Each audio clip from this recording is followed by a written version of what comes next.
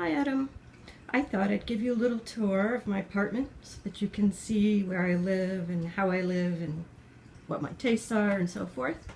So a good beginning is always at the fish tank, which is a great place of peace.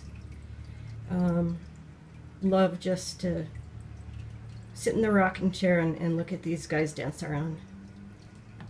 To the left of this, oh yes, this photograph. This is very special. My brother just gave this to me. It's hard to see with the glass and the lighting and all, but that is a Sherpa ascending the mountain, taking a break, I guess. And my brother Scott gave it to me. And before he had given it to me, I had made this frame into a chalkboard and wrote this saying, which I'm sure you're familiar with. And that kind of gives me a little help when I need it. So I thought that they really complemented each other well. And therefore I framed them together. And yes, you must be wondering what is below. This is my natural history museum, I guess. I really like old shells and bones and interesting things like this. Is part of a whale vertebrae my brother and I found on the beach. And that's just a slice of it. It fell off, so I took it up and used it in here. This is my grandmother's teapot with which I do the water offerings. And oh yeah, this little guy I made back when I was doing metal work. Let me see if you can get in there. It's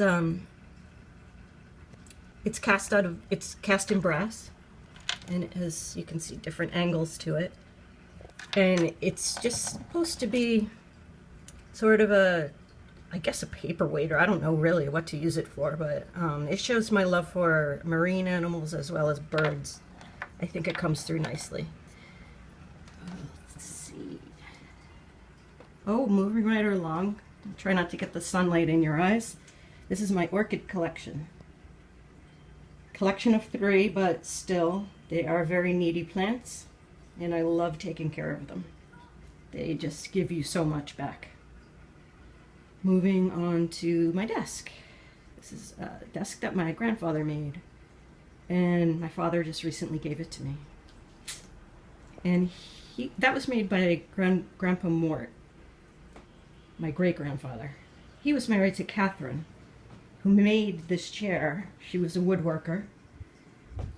I have a lot of, I think, warrior females in my ancestry. There's just a line of women, me included, who just make things, and doesn't matter who says what about it. And I need to kind of adopt that idea a little bit more, but this rocking chair has been redone, and it is extremely comfortable. Want to take a ride? Let's sit here quietly and look at the fish. You can have a nice rock back and forth. Fun.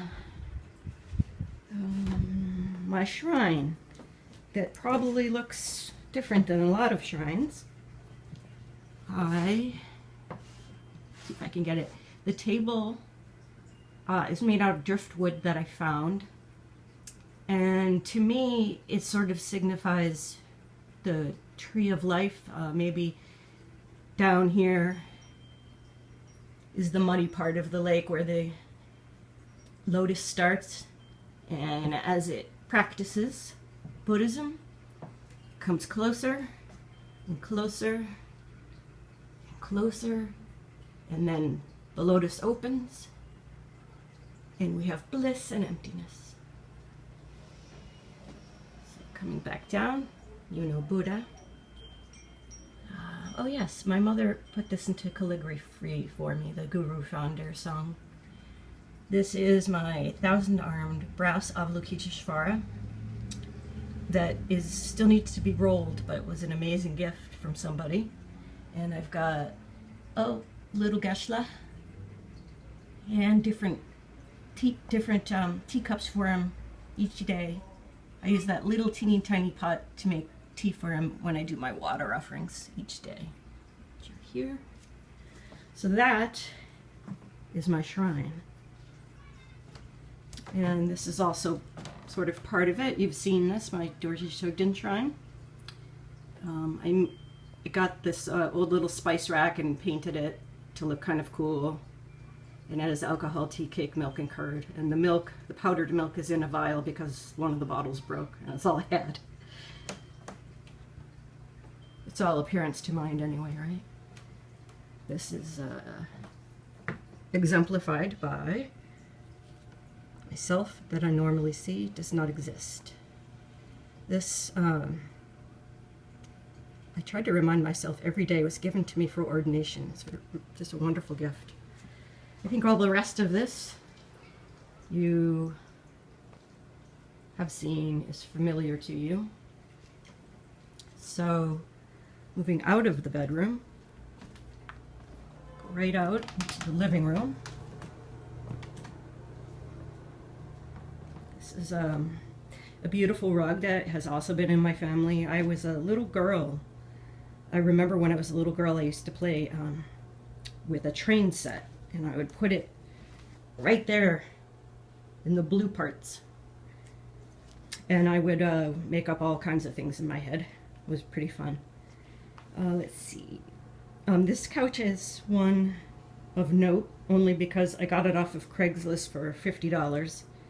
And it was ugly and stained and kind of gross, but I refinished it. Not refinished it, reupholstered it.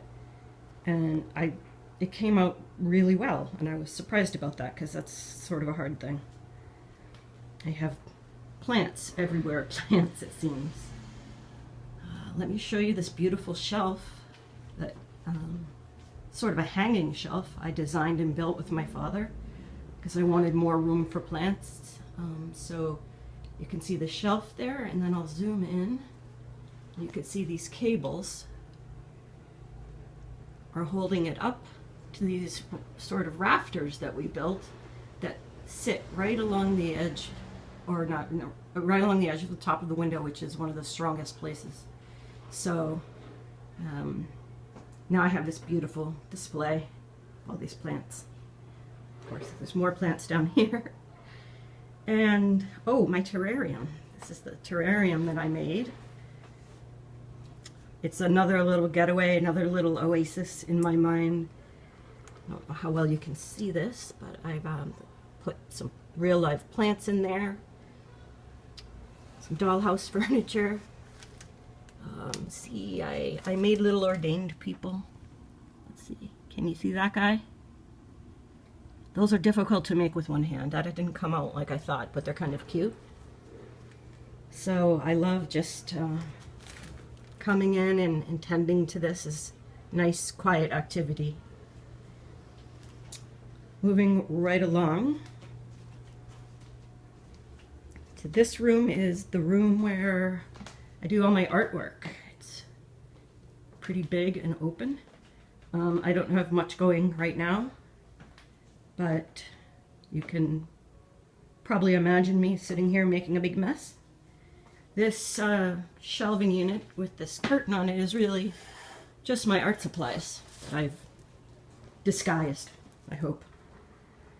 So moving from this room, we go down the hallway a little bit to this, into the kitchen.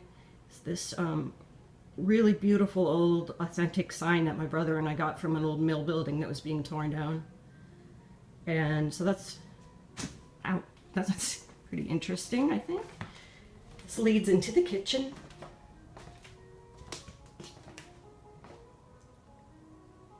It's a very large kitchen. I don't know if you like to cook, but you would appreciate it if you did. And yes, you guessed it, one of my grandmother's tables here, this beautiful cherry table. And I always like to have some flowers out. This is a medicine cabinet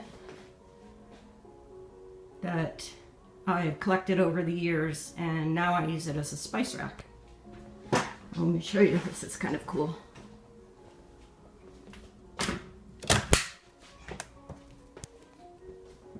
here they are. This is my grandmother's china cabinet. I've got a tea set in there, some books, more plants, and my bat box. Yes, I just recently purchased this. It's a box that my brother and I are going to hang it on a utility pole that's in our yard. You hang it up 15 to 20 feet. They get in they go in under here, and there's some aluminum or tin on the top there that it collects heat so that they can live through the winter in there. 24 bats can fit in there. Can you believe that? Like this, it's as big as my hand. It's not. Anyway, amazing, I think. I have a back door. When I go out my back door, I have a beautiful little porch with flowers. You guessed it, tons of flowers. I love the draping of the ivy, and this is just another little oasis, a beautiful place just to sit and have tea in the morning or any time of day. I really love to sit out here in the fall and just watch the leaves, the colored leaves blowing around, and you know, I'm in a nice sweater, hand knit sweater. It's a really nice place to be. So with that, I think I shall leave you.